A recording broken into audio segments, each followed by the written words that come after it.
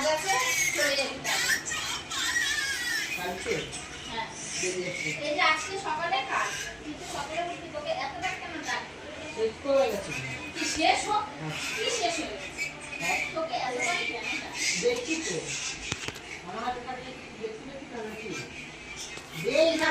তোর তো খুব